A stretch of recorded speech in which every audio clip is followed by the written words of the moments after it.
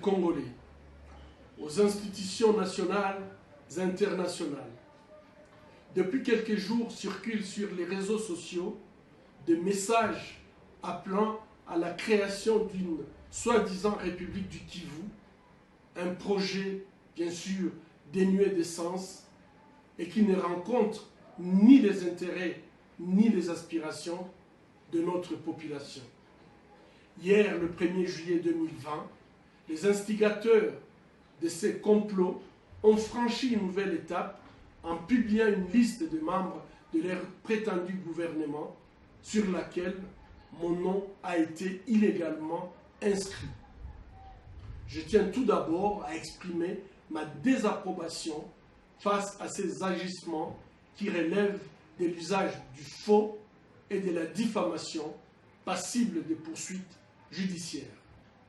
Ensuite, je tiens à attirer l'attention de notre population sur le piège que cachent ces fallacieux projets d'indépendance du Kivu. Objectivement, c'est une énième tentative de déstabilisation et de démembrement de notre pays. Ces auteurs seraient le même traître qui, depuis 25 ans, en complicité avec des forces étrangères, impose à nos populations des guerres et des souffrances insupportables. Leur but est de nous voir divisés et affaiblis pour mieux piller nos ressources naturelles et asservir notre population. Ce sont les mêmes qui, depuis 10 ans, bloquent les rapports mapping des Nations Unies qui a répertorié 617 crimes graves commis en République démocratique du Congo entre 1993 et 2003. Le décompte macabre continue malheureusement jusqu'à ces jours.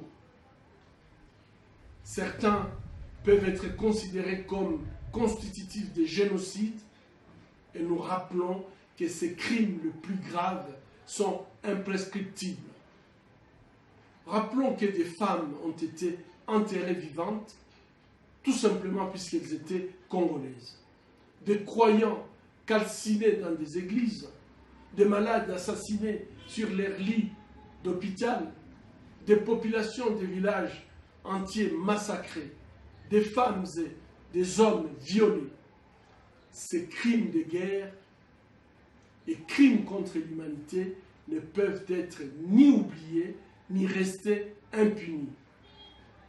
Depuis 20 ans, le gouvernement de notre pays, l'Union africaine et la communauté internationale ferment les yeux sur ces crimes dont la liste des auteurs présumés a été même expurgée du rapport mapping à la demande et sous la pression de certains États impliqués dans les guerres qui continuent d'endeuiller notre pays. Chers compatriotes, tant que l'impunité perdurera, les criminels continueront à déstabiliser la République démocratique du Congo. J'appelle notre population à la vigilance et au patriotisme. Condamnons tous ensemble et avec énergie ces projets de sécession et de balkanisation de notre pays. Ne soyons pas naïfs. Ce qui nous tue et nous humilie depuis 25 ans ne travailleront jamais pour notre intérêt. J'appelle le gouvernement national et provincial à mener urgemment des investigations pour identifier et mettre hors état de nuire ces ennemis de notre nation.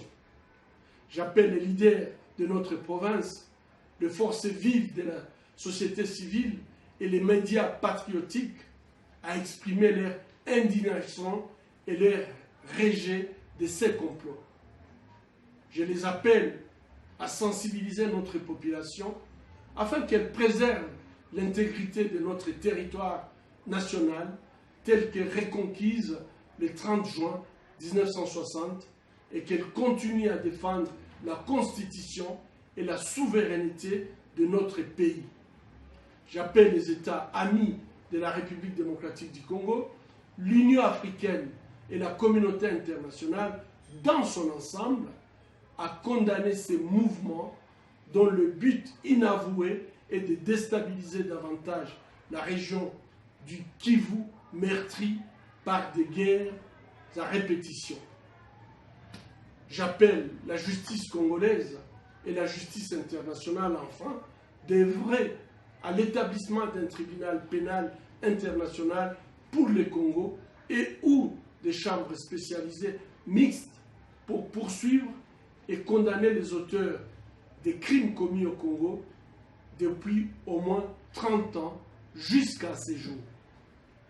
Chers compatriotes, comme hier, aujourd'hui et demain, je défendrai la République démocratique du Congo dans ses frontières acquises en 1885.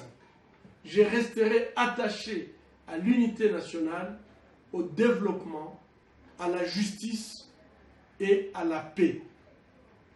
Que vive notre nation. Je vous remercie.